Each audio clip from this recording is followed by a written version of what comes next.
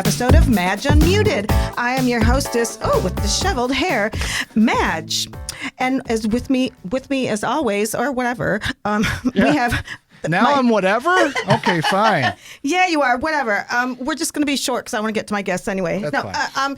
Hey, Scotty Fitzy, Scott Fitzgerald, our producer here at Raw Fox Studios. Hi. For all your recording needs. Thank you. You are more than welcome. Look him up, rockfox.com. I'm going to get right to our guest. Is that okay? Guest. Go for it. I am so excited. Oh, my God. Okay. My guest today is internationally known drag queen, best known to some others. We've known her for a while, how fabulous she is. Dear sweet Jesus, I can't talk today. You're so like overwhelmed. I am. Yes. I am not even going to kid you. I'm like fangirling all over the place. Okay, but she's possibly best known for competing in season 7 of RuPaul's Drag Race. Please welcome Mrs. Kasha Davis and the lovely Mr. Davis. Hello. Hello. Welcome. I am just so flustered to have you here. So happy. My God. We are so delighted to be here. And you know what? You are the first to invite myself and Mr. Davis on a podcast or, something like this. So I'm excited that we're here together. Oh, yeah, great. first podcast. I am because I've seen you in many, of your own YouTube channel and on podcasts, and I just love you, Mr. Davis, as you're her best accessory. Wait, I shouldn't say accessory. You're a great team. Well, you know what? We are a team. And honestly, since the beginning, it's been all about teamwork because I wouldn't have started doing drag if it wasn't for, our trip to P-Town together, Provincetown. Mm-hmm. And, we talked about it and it was like we thought about the whole thing back on the ride home together. So, That is so... Well, and I don't even know how to use all this technology. I wouldn't know what the hell to do. So if it wasn't for Mr. Davis, nothing would go on. I would be still just dancing around in the basement alone. It's a collaboration from day one. That's awesome. And how long ago was that, if you don't mind me asking? 16 years ago, I think. 16 years ago. Oh, okay. Yeah. Very cool. Now, were you living here or were you living elsewhere? No, we were living in Rochester, but we were in the Culver Merchants area. Oh, that's of the where city. I live. All right. Isn't it great? It is. Yes. I love it. Netson's ice cream. I'm so sad that James Brown's is closing. But, it was a little too rich for my veins anyway. Oh, okay. Yeah, well, it's also it's unfortunate. So many different businesses are struggling because of COVID. So absolutely, which I'll get back to that. Ask you how you're doing with you have such a performance oriented career and how you're doing in COVID when everything is shut down. Right. So, but let me back up the truck a minute here. I heard your backstory on Curiously George's podcast. Right. Another Rock Fox Studios podcast. Shout out to George. You owe me one now. But anyway, I heard you on that and this is really dorky of me. It really moved me. It absolutely moved me to tears for a couple of reasons. One, parts of it, my heart broke for you, but 2, I was so overjoyed for you.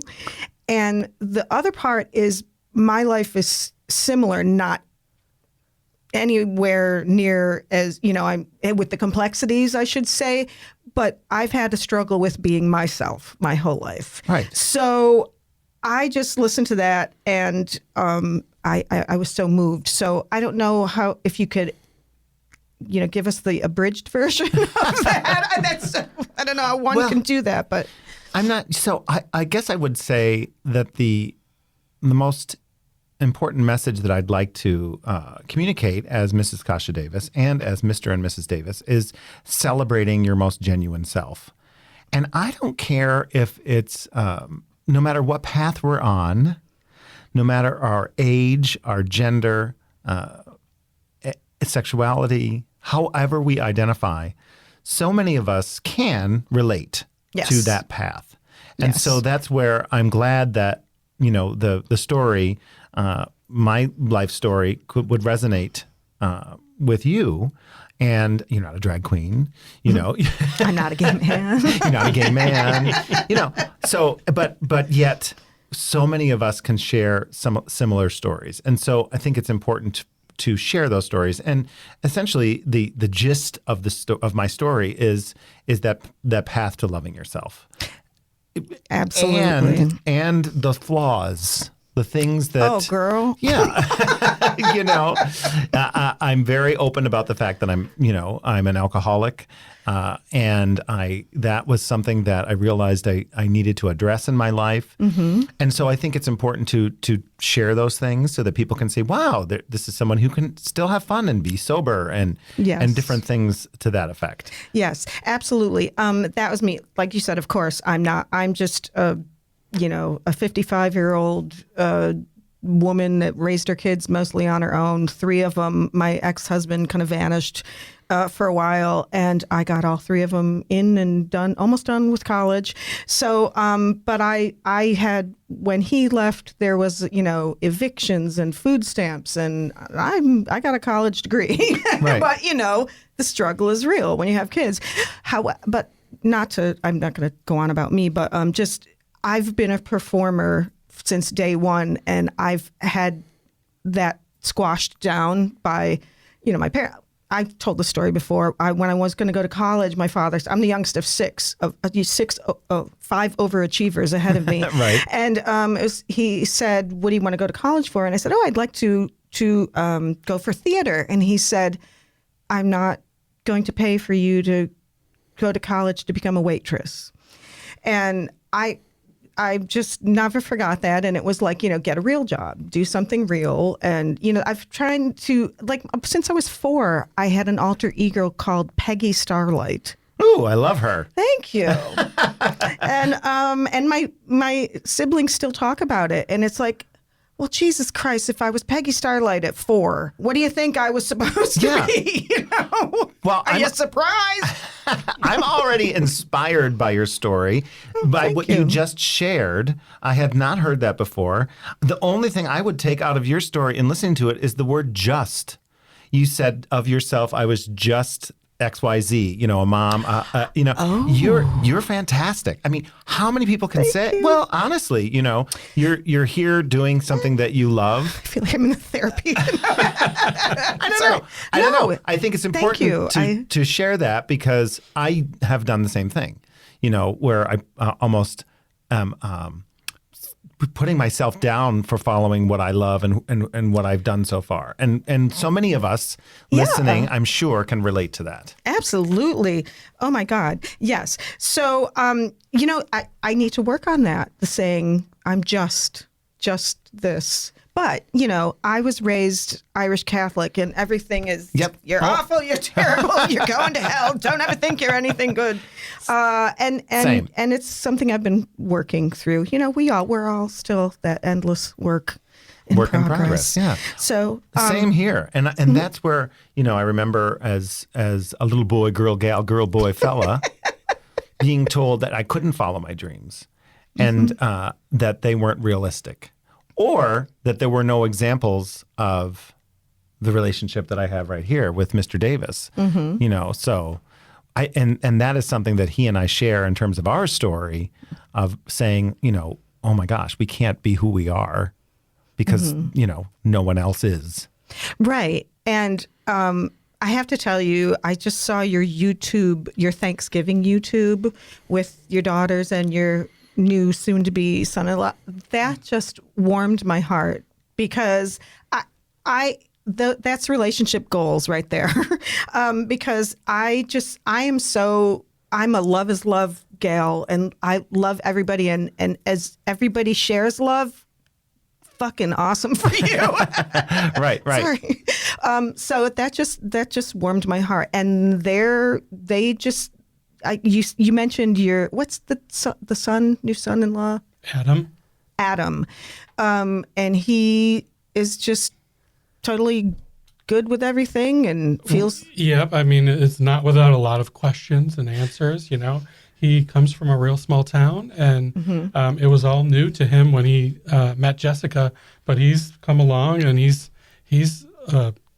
great, you know. And this was his first time on camera, so Oh, really? he did pretty well. Oh, he did swimmingly. Yeah. He's definitely an outgoing, he's a salesman as part of his job. And he's very outgoing, but again, not very far from Scranton, Pennsylvania, where I grew up. He's from the area of Binghamton. Oh, yes. Yeah. And, Scranton, home of Joe Biden. Scranton, home of Joe Biden. Exactly. And so he's from the Binghamton area, and it was a very Trump, Country. I could say, I would like to use the word infected area. I'm not exactly sure what the right word is, but As long as you didn't say infested. yeah. And so the long and short is that, I think he opening his eyes to so many different things. And I'm so proud of him for that. Because he didn't have to change anything about himself. And he certainly is not, like Steve is saying, not without question, but he's learning and he's opening his mind and he's clearly in love with her. And that's what makes us the happiest. Oh, that's so wonderful. And now you just said something that made me wanted to ask another question. Pronouns. So as your birth name, I don't know what you call Stephen, Yep. did you say? Steve or Stephen? Ed. Ed, yeah. Did anybody ever ask you if you've related to the pocket fisherman guy? The inventor or whatever? Yes. Ron Popeil. I've got Ron Popeil. Are you related to Ron Popeil? Exactly. Did you know there was a TV show called Mr. Ed? Oh no! Yeah, I've gotten that. Seriously? Yeah, and certainly when in my dance career, I was Mr. Ed to the students, and they knew that television show. And then my family calls me Eddie. So I have a lot of boy names, and my pronoun is he, him. And we were actually talking about this on our walk with our dog this morning because I was watching social media and I was watching a video about non-binary identification. And I thought in some ways, because of the path that I'm on, I'm beginning to look at some of the things, like, for instance, my toenails are always painted as Ed and as Mrs. Kasha Davis. And there are things that I identify in myself that are masculine and things that are feminine. So, I love that. we're learning, and I think our generation or our age group, we're still in the process of learning. And what I have found is that it's okay to ask what pronouns we use, but it's also okay to just simply ask the question that I don't know, like our son-in-law asking, Yeah. But when you are Mrs. Kasha Davis, you are she, correct? Yes. Or okay. And do you get upset about that if somebody No. wants to call you he while you're Mrs. Kasha? Or? No, because I identify I identify in life as he, him, and I am a drag queen. So I'm putting on this character, but this character is becoming more closer to Ed than it ever has been before. So Really? That's where I'm starting to think, my goodness, I'm not, I have to back up from the microphone. I'm not, hello, darlings, all the time, so I'm not always that. I'm telling more before we started recording, I'm telling more of the truth. And so I'm realizing that it's closer to home and whatever home that is, it's all me. I'm sorry. I just can't stop smiling because I just identify so much. Because I've had so many different, I'm a Gemini, so I have all kinds of different parts of my personality. And, there's the soccer mom that I was, my kids went to Mercy McQuaid. I was the good.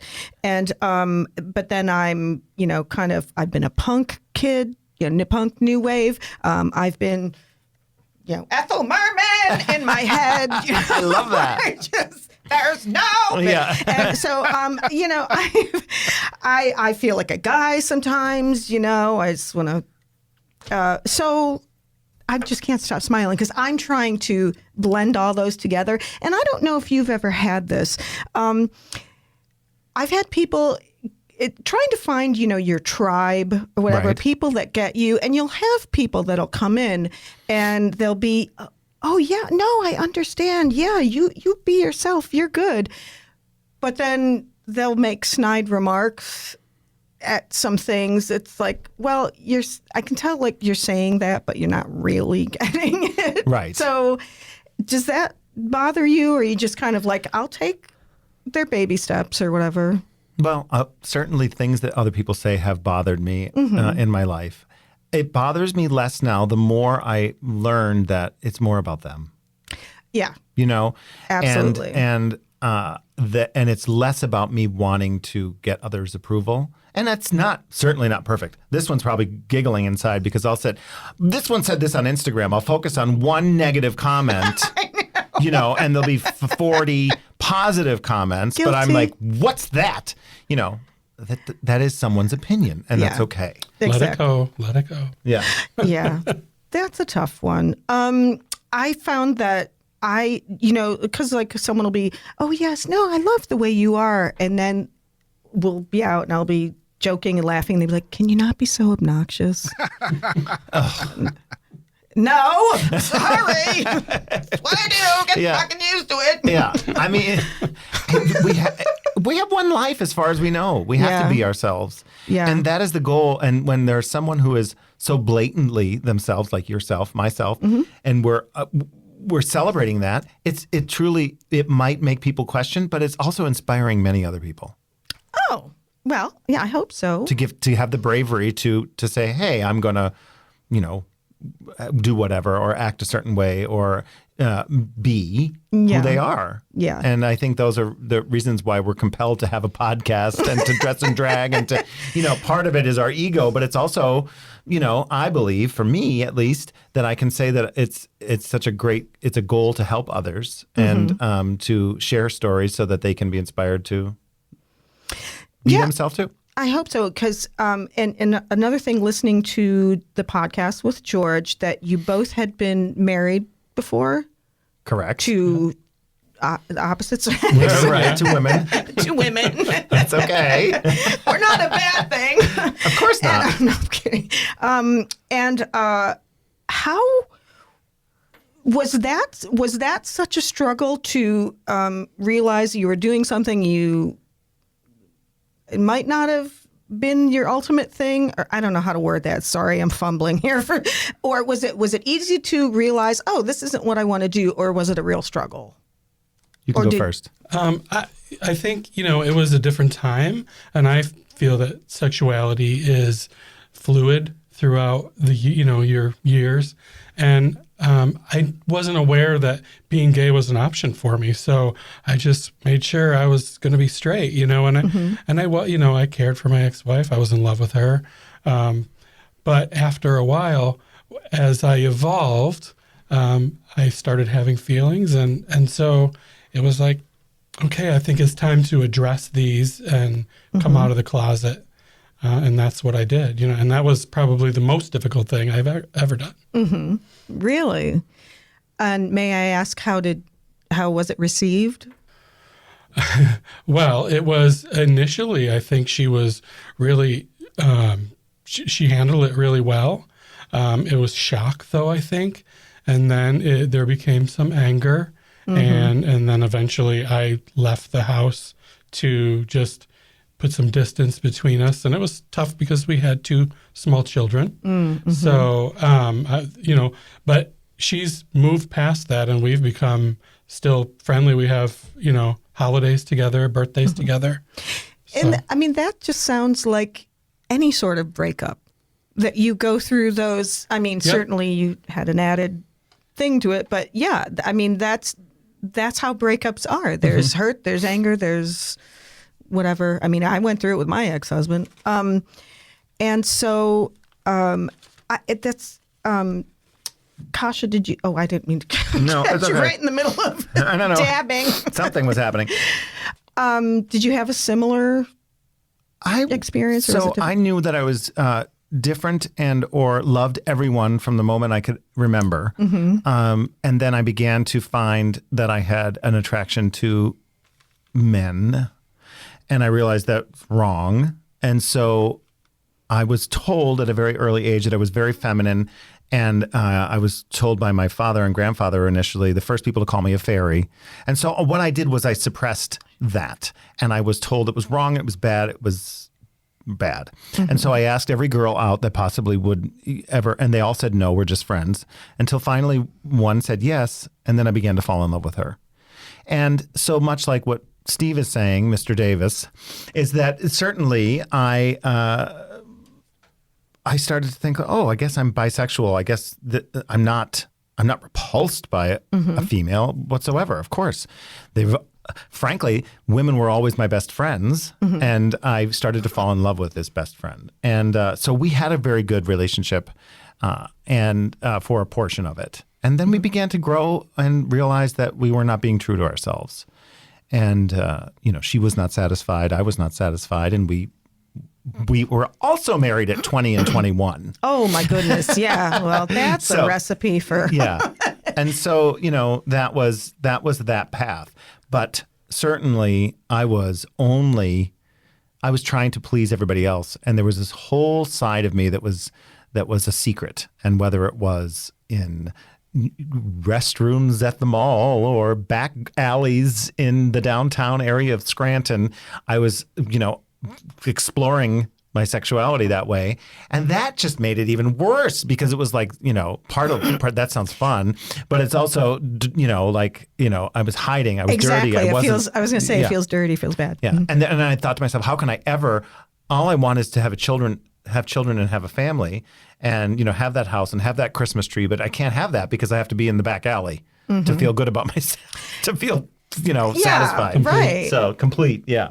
And that's part of when I was listening to that podcast that just broke my heart. But that's just because that's just me. But with that, I have so many friends in the community. Like I said, I'm always at Avenue Pub. Shout out to Avenue Pub. And I have heard so many stories that are similar. That men that were, and that's why I know people that don't understand gender and orientation. They're just like, whoa, you're, like you said, calling names. Right. And there's such a spectrum, as who was it, Kinsey kind of pointed out.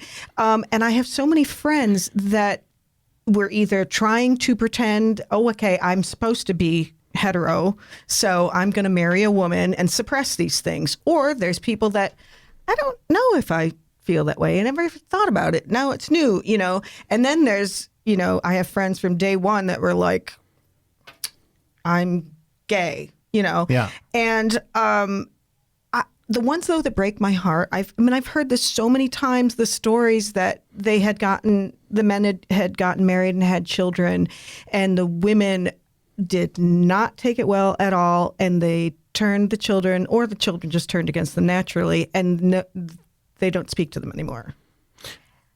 Well, I think it's...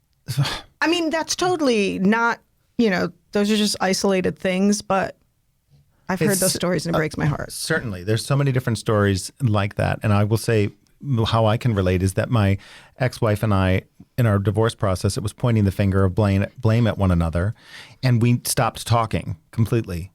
And unfortunately, she's recently passed. So we never really got to reconcile. Mm-hmm. And I never really got to speak with her family either. There was a lot of love there, but then it really switched to hate. But there was also, in those processes when you're trying to hide yourself and your true self, there can be other factors such as you're not, maybe there's alcohol and drug use. Maybe there's, because you're trying to feel good about yourself. Yes. Maybe you're not being the best parent. Maybe you're not being the best, spouse. Maybe you're not being. So looking at those things, there can be time, I believe, at least in my experience, that I can look back and say, well, my side of the street wasn't so clean either.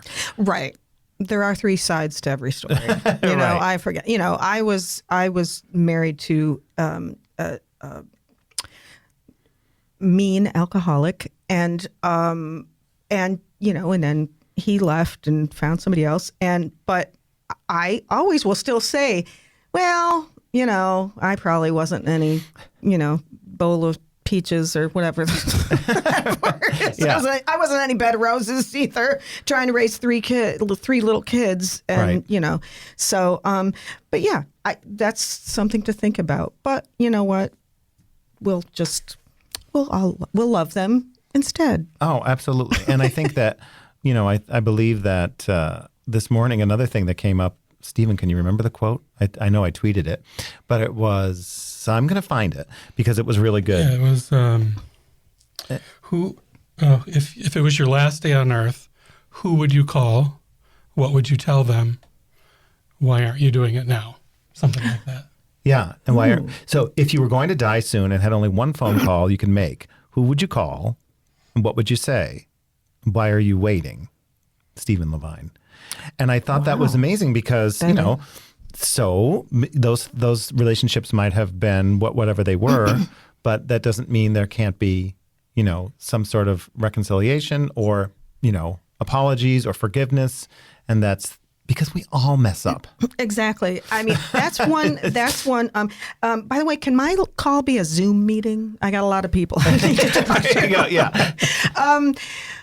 That is something I taught my kids with. I told you my situation, and their dad went incommunicado for several years. We honestly, and this was after the divorce. Kids were like in middle school and high school, and we did not know if he was dead or alive. And, he was having a mental health struggle, and he disappeared. And then he started to reappear with, he had moved across the country, and he'd started sending the kids texts, and they were freaking out like it was seeing a ghost. And I kept talking them through it. He was trying to come back little by little, and I just kept talking them through it. Like, it's okay. You feel what you're feeling. I know you're mad, but you love him and miss him terribly. And I just kept having them feel what they were going to feel. And eventually, a few years later, now he's back in their life, and they have great relationships now. And I commend him for, trying to do, no matter what he did to me, that's like ancient, that's like 19 years ago now. But I believe what you're saying in that it's never too late to, make amends or reconcile or talk things over. Yeah. I mean, even if you don't speak to the person, you can write a letter and burn it. Just get it off your chest, if the person isn't alive or if it's going to cause harm. Right. And I just thought it was a good, I think my kids needed I don't know, closure is the right word, but they needed to learn about forgiveness. I mean, I just think that was.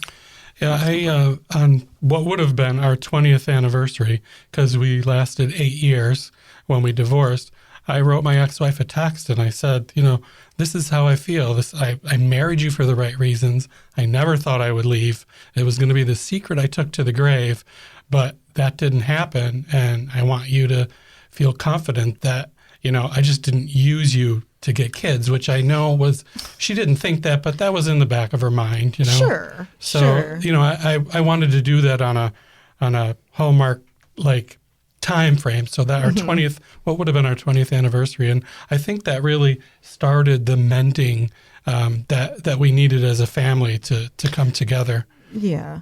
Did you do it on some lovely parchment paper? Well, it was a text on cell phone. So. Exactly. Mr. Davis is into Hallmark lately. I think, no. 'Tis the season. 'Tis the season. Well, it's interesting, though, as he's sharing that story of his ex-wife, she and I have become friends, and that was not the case at the beginning.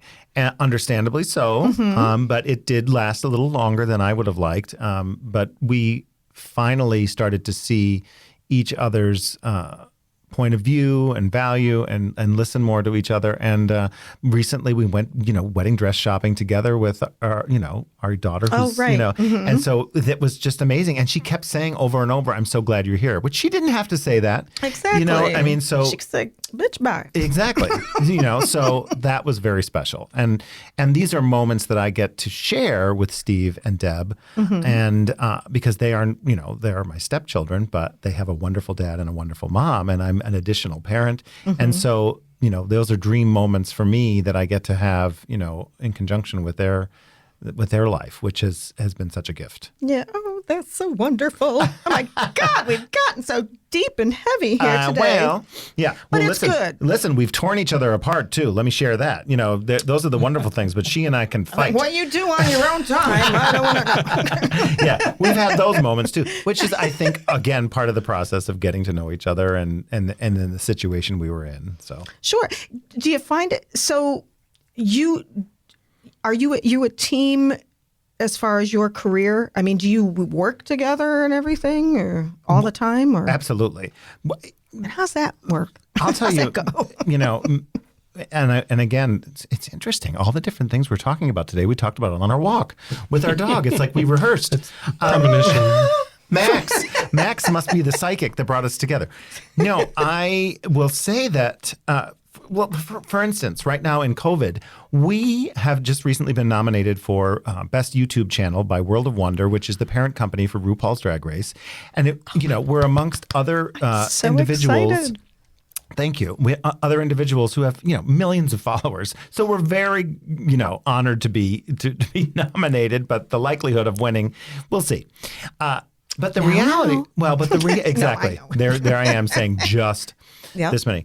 But we have accomplished that because of the time in COVID where we've actually been putting out 3 different videos a week to go to our YouTube channel.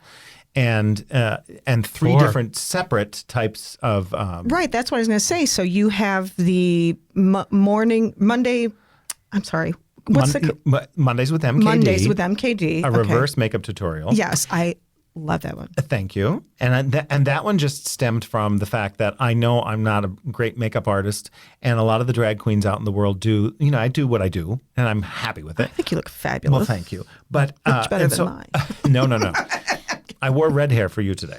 Thank you. And I thought, well, what if I removed the makeup and, spoke from my heart? And what I do every morning is I sort of have I would call it a meditation in a way, but it's just a quiet time with Steve and our dog and coffee, and I do some readings, and I kind of get my head straight as to like, what's this day going to be about? And I'm sharing some of those thoughts, and I just literally on Monday mornings write them down. So we record the makeup removal, and then I just regurgitate what's coming on. I love that. It's not planned, is my point. Mm-hmm. And then we do our Life with the Davises, which we're very proud of. We've been doing for years. We brought that back. And then, of course, story time. Mm-hmm. So listeners and viewers, you need to check out the name of your YouTube channel. Is it just Mrs. Kasha Davis, or is it the Davises, or? It's Mrs. Kasha Davis. Yeah, right? if you Google or go on YouTube and search Mrs. Kasha Davis, you'll find it. Okay. Yeah. Yeah. I can't stress enough, go and do that, because whatever theme one, I don't know, I can't think of the word. Oh my God, I'm just whatever the morning. Why do I want to keep saying morning? Jesus Well, because Christ. it's in the morning. So it's Mondays with Mondays MKD. with MKD. Mondays with MKD. Storytime and Life with the Davises. Whichever one you choose, you cannot. Whatever resonates with you, you can't go wrong. Highly entertaining. And you just said something that I was going to comment on about your makeup. For one, I'll just add to what I was going to say, that is a wonderful metaphor, the taking off the makeup and stripping down your ego as well, I Right. guess. I just love that whole scenario. But talking about the drag queen makeup, okay, I have a little problem with drag queens because, we've had to have the backseat to men for so long, and God damn it, if you don't even go and look better at being women than us, we can't even have that. First of all, you look fantastic. We've already talked about your fabulous dress. Thank you. And the boots. There are those the boots. And the fishnets. You're not going to see anything, Scotty, except Spanx, so don't worry about it. It's an exaggerated form. It's in my case, it's a celebration of my mother and my grandmother, and it's an exaggeration, obviously.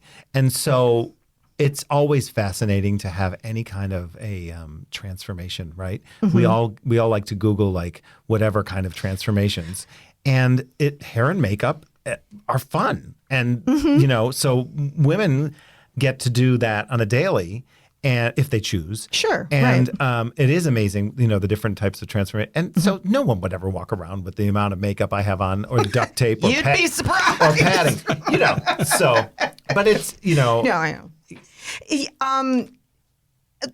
I've always, I don't know if this is weird, but I've always wanted to be a drag queen. I think that would be fun to be exaggerated and dress up and lip sync. Yeah, so let's do if it. it's just pretending, why can't I be a drag queen? You can. You can. You certainly can.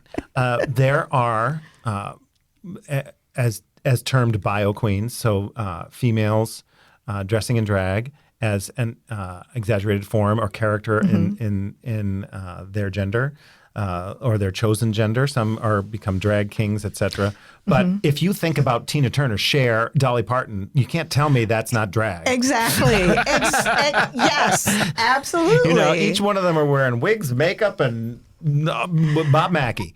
So, I did have a catastrophic fail one time as a Halloween costume probably 10 years ago. I tried to be it's like a Victor Victoria, a woman trying to be a man, trying to be a woman, as Cher. And I had, exaggerated music, Jesus Christ, exaggerated makeup and a long wig and whatever. And people were like, oh, what are you, a witch? right. Thanks a lot. Yeah. Wah, wah, wah. Yeah. So, but I would love to get all dolled up and, and do that thing. We were starting to do something where we were going to do at the Brainery, Rochester Brainery. We were, and we will at some point, offer a course where anyone can come and get into drag. And so, because many people ask, and part of it would be makeup tips for everyday life, but then also, how do you turn that into drag? And what are we doing? And the whole, all of the different makeup styles in terms of contouring and highlight and shadow and all of that comes from stage makeup and is part of drag. That's what I was going to say. When I was younger, like 30 years ago, in early 80s, whatever, I started becoming familiar with the community and drag and everything. And oh my God, I had so many. I seemed to be the one that found all the gay men, or the gay men came to me because I just knew. They didn't know and I knew, so they were just like, oh, she understands me. And so anyway, they started, I was going to drag shows with them and whatever. And back then it was just, I'm just dressing up as Tina. Oh, remember they used to call it female impersonation. Oh, right, yeah. And it, I'm just Tina or Cher or whatever. And like now, in the last couple of years, watching RuPaul's Drag Race, it's become theater times 10. Characters and over the top, geometric shapes and all sorts of. Well, there are drag queens who have facial hair, who don't have boobs, who don't wear hair, there's no wrong way to do drag. And so during this conversation, I'm thinking to myself, now be careful, because this isn't quote unquote the only drag makeup. This isn't the only way. This is the way Ed does drag. Right? Yeah. And so other people have the way that they express themselves, and it doesn't necessarily, it could be a blend of genders. It can be however they identify on that spectrum. So, and however they're deciding to perform. And that's what's so exciting, is the bottom line is they're expressing their most genuine self and a part of themselves, or a part they'd like to explore. Like you mentioned, you'd like to do drag. And so, it's just another version of themselves, or Getting there's your chilly. fur. Let me Put your put fur on my on. wrap. See, Well, what you is- inspired me today. Yeah. What does RuPaul say? We're all born naked and the rest is drag. That's right. Yes, right. Okay. I do. She's got her fur on. In She's got her there. fishnets on. Meanwhile, I'm wearing drag from the waist up, and I've got sweatpants on and sneakers. Well, that's okay. But this is your show. That's and how you're- I look at it. Well, I haven't been out of the house in 8 months, so I thought I'd get dolled up for something. and I love it.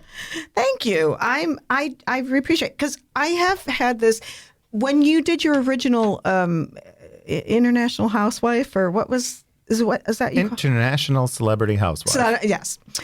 And I loved that because you had a retro feel, and I have a bit of a retro, thing for retro. Yes, I see that. See? Sparkly glasses. Oh, I'm caught. Pan here. Am Pan purse. Am Oh bag. my God, I love it. Okay, my God, I'm failing miserably today, aren't I? But anyway, yeah. So I loved that when you used to do that, and then how did you transition your tagline from back then? Oh, so, well, it was there's always time for a cocktail. And a big reason why I would go out and to do drag was the fact that I can drink that night. And so, Wednesday through Sunday, I'd be doing drag at Mother's and cocktails. And so that was a big part of it. And it was funny when I would get tipsy on the microphone because, you say more things that you wouldn't normally say and you might be a little bit shadier and slurrier or whatever the case may Get be. your snake mouth. Snake mouth, thank you, as my mother termed. But I listen. yeah. But then, people ask me every day to say there's, can you please say there's always time for a cocktail? Sure. When we do cameos or if I'm at an appearance. And it's great. Just because I don't drink anymore doesn't mean other people, can't and shouldn't celebrate. And part of my job at a nightclub is to get everybody to have a good time. Yeah. So certainly I have no judgment there. Spend money at the bar. Spend money at the bar. And so people would start to say, well, why don't you say there's always time for a mocktail? I hated that because I don't know what, certainly that's fine, but for whatever reason that just didn't resonate. And so there's always time for kindness started. Right. And it was because of drag story time. I love Drag story that. hour, yeah. Okay, so speaking of performing, I noticed that you are having an event. Yes, we are. Say it. What is it again? It is- Slaying. See, I can't say anything today, for Christ's sake. It's December 20th. It's going to be on Zoom and Facebook Live, and it's myself and Ambrosia Salad and Aggie Dune and Darian Lake and Pandora Box. Oh, the and, Rochester Gales. Yeah, and Delta Work, who is a legendary RuPaul's Drag Race queen. And so we're performing live that day. It's, I think, at 5 o'clock Eastern. And yeah. Now you have to get a code, It's just a Zoom. It's a Zoom performance or a there's Facebook Live. There's just a code a on link on- or whatever. Yeah, if you go on any of our social media, you can find that. And I think the code is festive. But there's a dial-in number for Zoom, and then you put in your passcode and you just watch the show. And we're going to be live and fun and just accepting tips. Period. There's no actual ticket fee. I'm accepting tips right now. Venmo at Madge Madigan. There you go. No, I always thought that was so interesting that about the, obviously strippers, female strippers back then getting tips, and still now. And then drag shows started getting tips. And I was doing, I tried stand up a while ago, and I'm like, why don't we get tips? Come up and put some dollars. Right. I don't know. I wouldn't have gotten them anyway. Well, maybe. But now They might be like, here's $1, please stop. No, here's 10. I always say that I would be a stripper making so much money. People would give me money to put my clothes back on. No, Cover up, lady. I don't think so.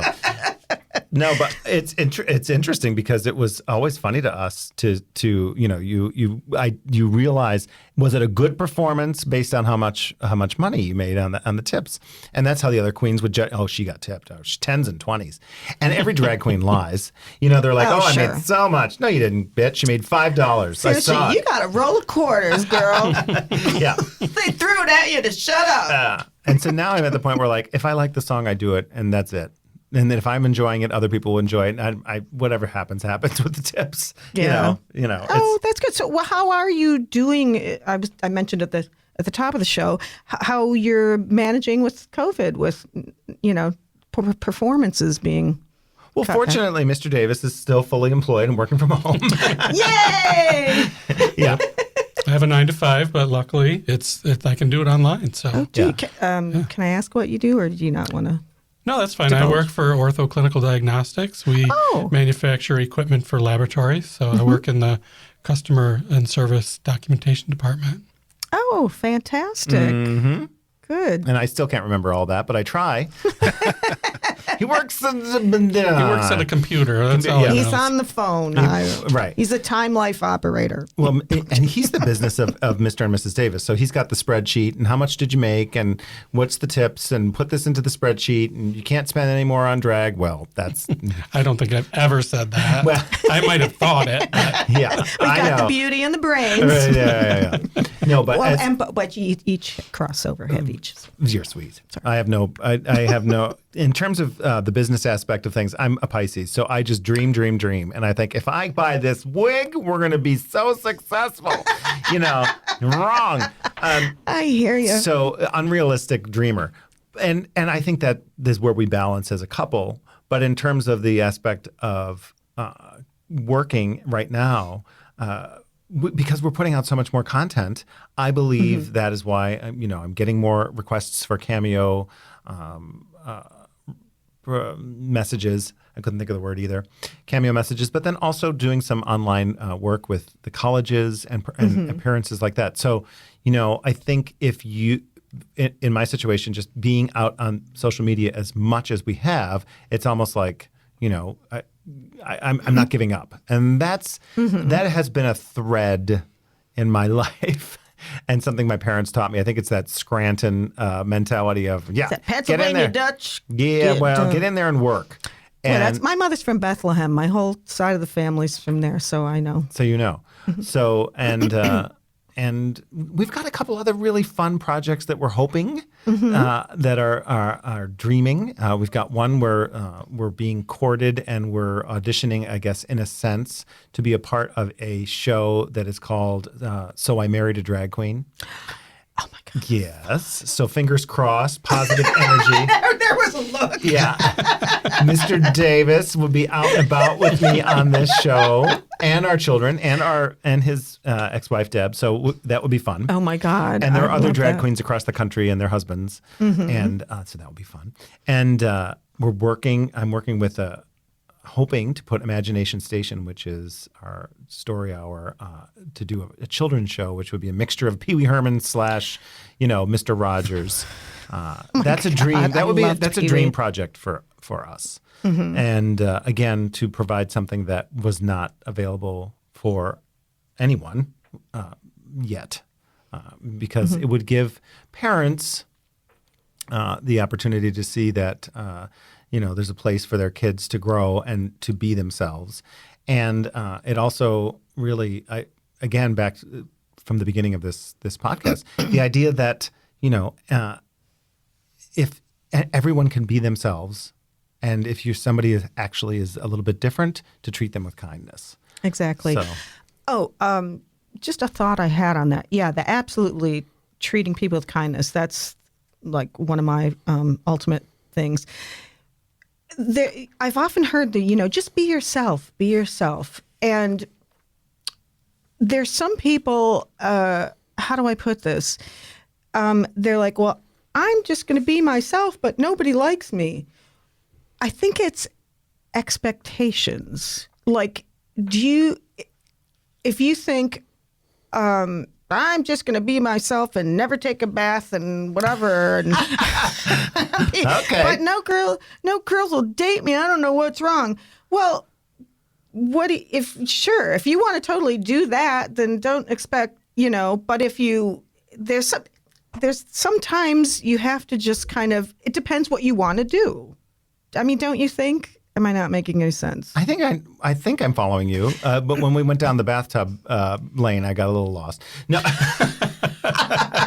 Oh, yes. Apparently I did too. I can't remember what I just said. No, I think the idea of just be yourself sounds so simple. Oh, just be yourself. It's one of the hardest things to do because we are often worried. I have often been worried about what other people think of me. So I'm trying to give you what you want versus being me.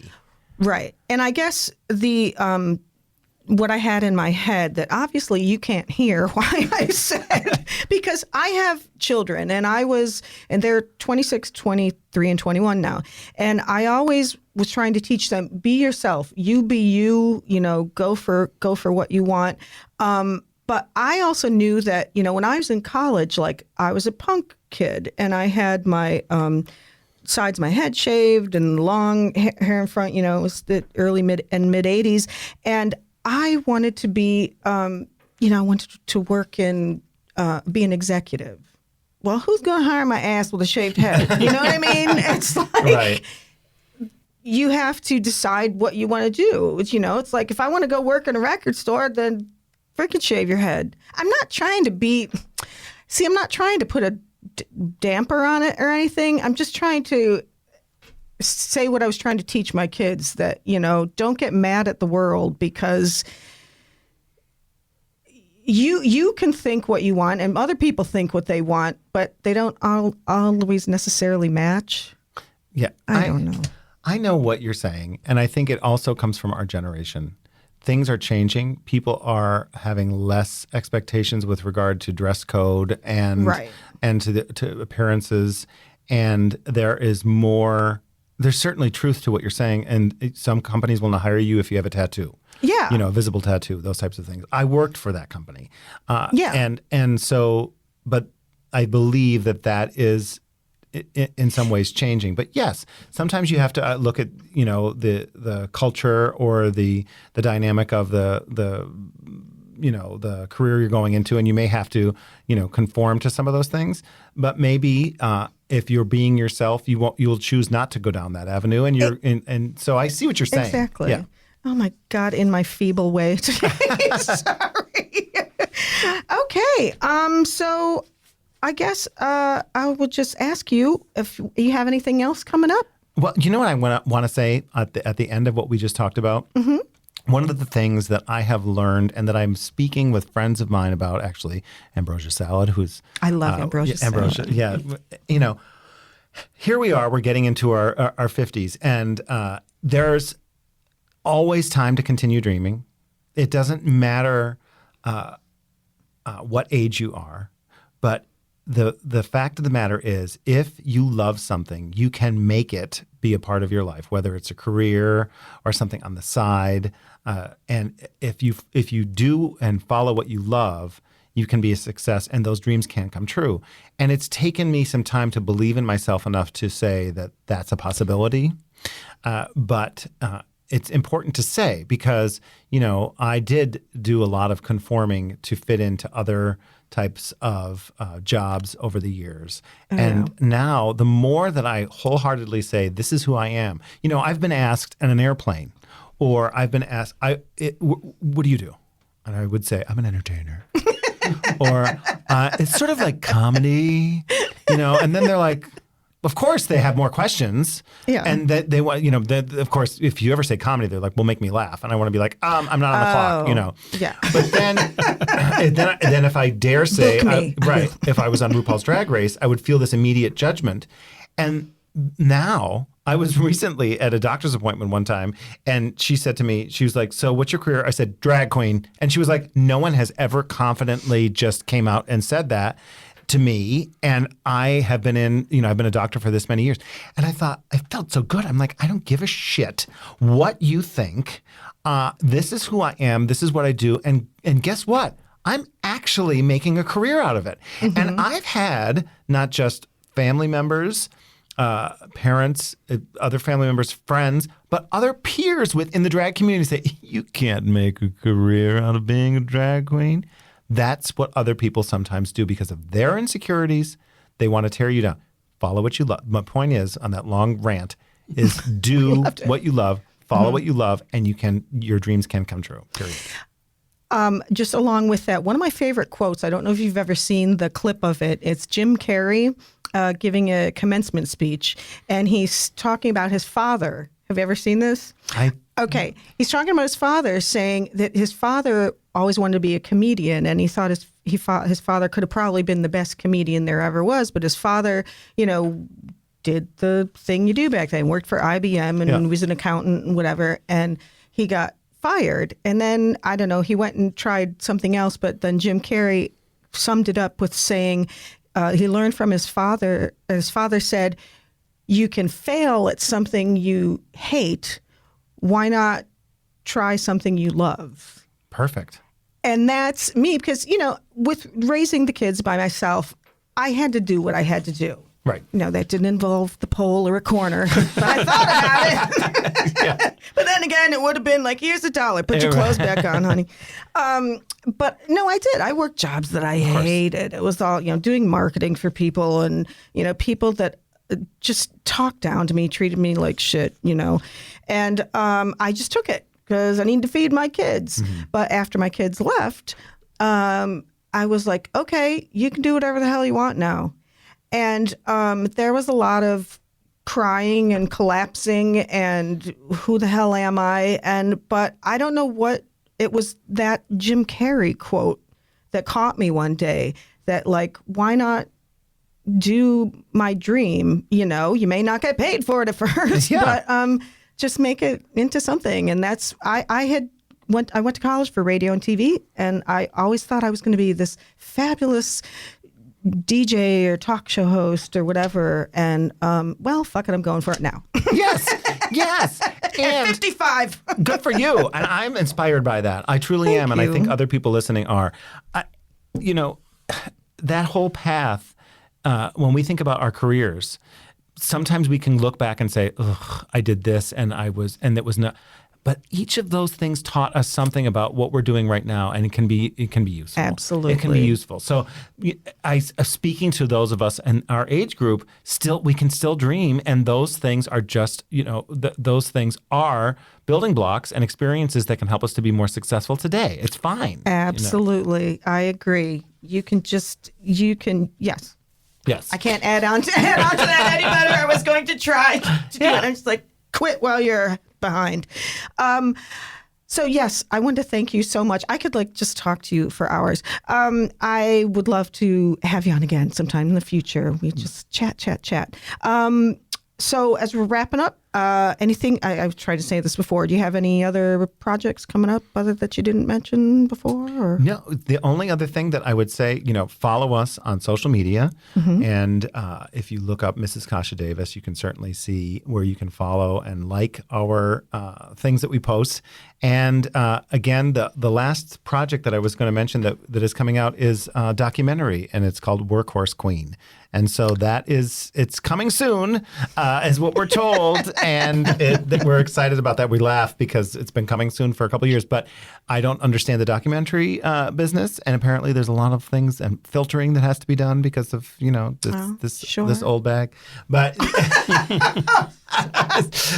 that Sybil Shepherd Vaseline on the lens thing going. Trust me, there's no filter. Some of it I'm like, holy shit. But that's okay. That's Girl, okay. I hear you. Yeah.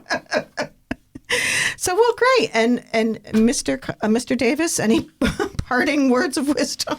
Oh gosh, no, I don't. I think I just enjoyed being here. Thank you for having me. Oh, I'm so glad. Thank you for joining us. It was just a blast. And yes, look for Mrs. Kasha Davis and Mr. Davis on all of their social media. You can find me on all the social media, Madge Madigan. Fitzy. Yeah. You still there? Yeah, I'm here. Another country heard from. Haven't heard from you all day. I'm just, you know, dealing with technical stuff back here. Taking a nap back you guys worry about the show. I'm back here. Yeah. He was on the can. I have a can in here. You're taking a big dump back there, Fitzy? Good for you. Oh, well, good. As long as you're regular, that's all that counts. It's good to be regular. Mm-hmm. Yes, it is. But I prefer being irregular. Anyway, Fitzy, Rockvox Studios, thank you so much. As always, you can find them at rockvox.com.